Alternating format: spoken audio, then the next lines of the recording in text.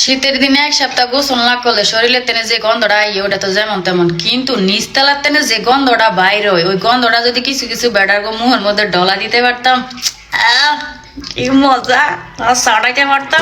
এ সুত মারানি ভাইয়া, এক সপ্তাহ ধরে গোসল করিস না কে? কি হচ্ছে তোর? একবারে ঠান্ডা হয়ে গেছে নাকি? আর গোসল না করলে গন্ধ আসবে কেন? কাজ কাম করা না ধুয়া কি ঢিলা গুলো ব্যবহার করিস নাকি?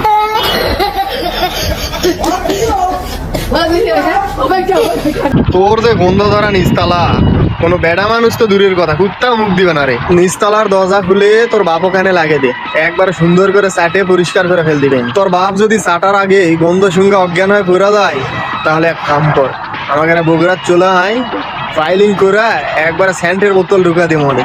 ও তো মরে যাবে। সব গন্ধ কাটা একবারে পারফিউম বার হবে না, বুঝিস নি? এখনো সময় আছে, ভালো আদা, নয়তো টাকা যাক তোর ফুকা মারা সাফ করবো।